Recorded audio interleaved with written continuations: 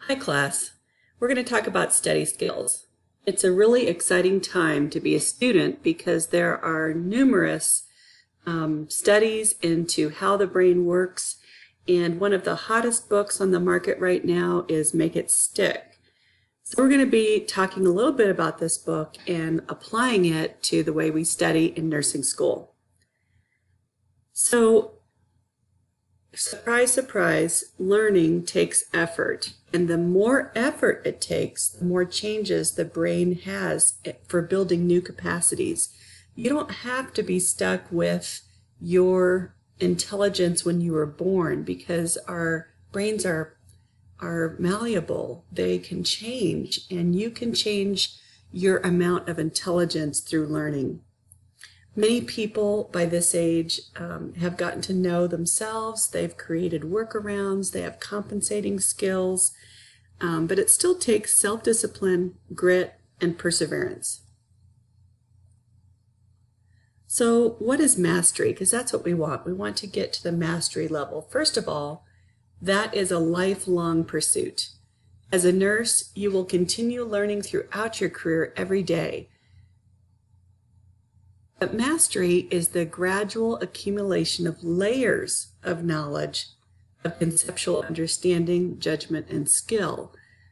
So not only do you understand a concept, but you're able to use it using critical thinking, and there's skill to it too, often a physical skill. And how do we achieve mastery? By striving. Striving means to work hard, to learn deeply, reflect and rehearse mentally. That's mastery. As you struggle with a mistake you make in memory, that creates deeper learning. You have to encode a concept, consolidate that information, and be able to retrieve it. This learning in nursing isn't like English or history that enriches your life. These are skills that are life and death skills. Someday you will be alone with a patient, and you have to make a judgment on what to do, how to go forward. What do you do first? You have to prioritize. Prime your mind for learning. This is the real thing. Control your thoughts. Do not allow yourself to be fearful. Continue to tell yourself positive things. If you put in the time, you can do the test. And testing is a way of learning as well. You will learn probably as much from your tests as from many other activities you do. Remember that the front of your brain can overpower the back of your brain. The front of your brain can decide not to go with your emotions of fear or doubts. Okay, let's go on to the next slide. So one of the biggest myths in learning is that when you understand something, you think, okay, I know that, it's in my memory. But just because you understand it doesn't mean it's in your memory. So there's huge studies that say reading your notes and reviewing material is not as effective as quizzing yourself, for example. You have to allow space for forgetting. That means instant recall is not memory. You've heard that before. So if you are, if someone says,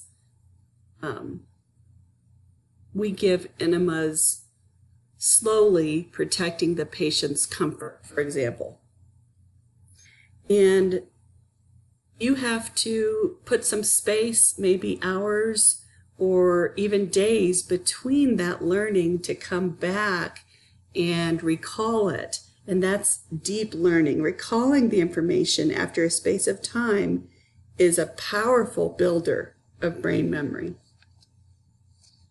So the next few slides are some ideas that you can adopt that'll help you learn. So don't memorize. Take a blank piece of paper and write down everything you know about a topic. After you've written it down, study a source on the topic and take notes to fill in the blanks in the knowledge. And then maybe a day later, do the same thing on the same topic where you write down everything you know and then go back to your notes or your learning source and fill in the blanks. And doing that a few times creates deeper learning because you've allowed yourself time to forget and recall.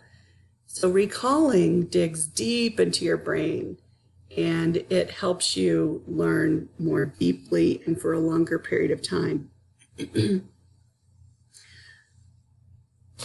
Number 2, explain the concept out loud to yourself. So sometimes when you're talking to yourself, when you hear your own voice, it's almost like someone telling you the information. You embed it a little more deeply. So when you're studying, it's helpful to explain the concept to your neighbor or even to yourself out loud if you're studying by yourself. Number 3, type out a teaching sheet of the concept. Pretend like you are doing a patient teaching project. If it were you, what would you want to know? That's just a good way of recalling what's important about the information and what applies to the patient. Write out what you would say to them. Number 4, convert the main points of that concept into test questions.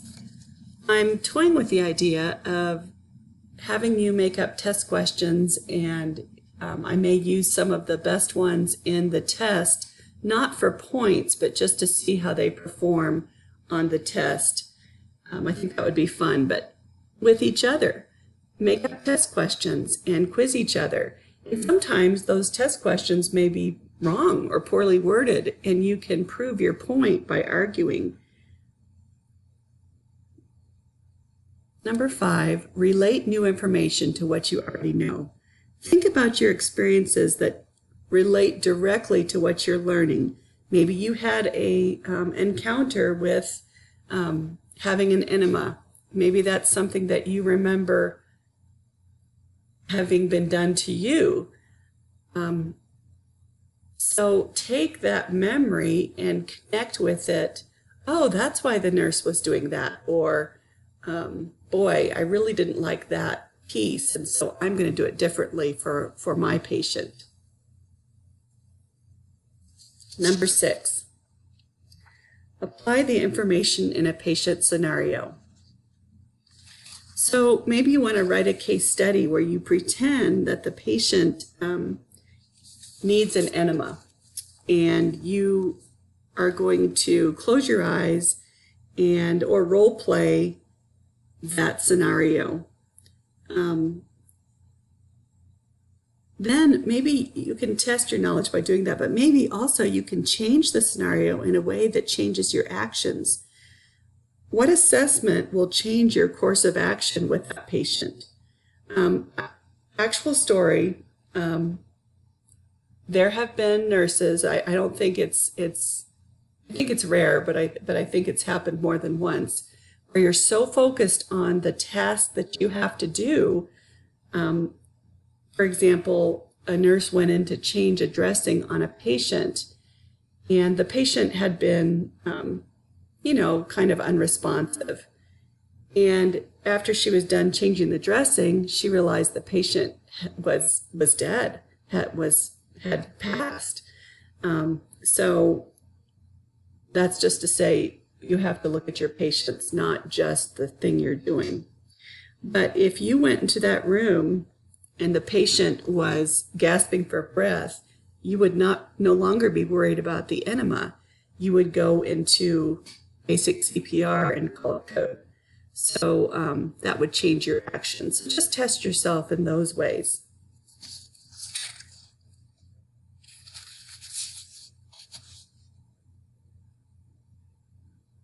So the last one is, the last two kind of go together, but I worded it a little bit differently. Close your eyes and tell yourself what the patient is presenting with and how you would use your knowledge to care for your patient, imaginary patient. So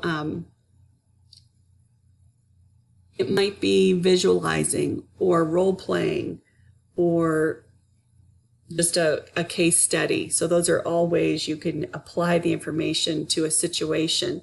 If you change up the situation, you're reorganizing that information in your brain and applying it in different ways, and that helps the deep learning. So on D2L, you're going to see a summary of the book, Make It Stick, and also a D2L video that I will be showing in class. So we'll talk more about this later. Thank you.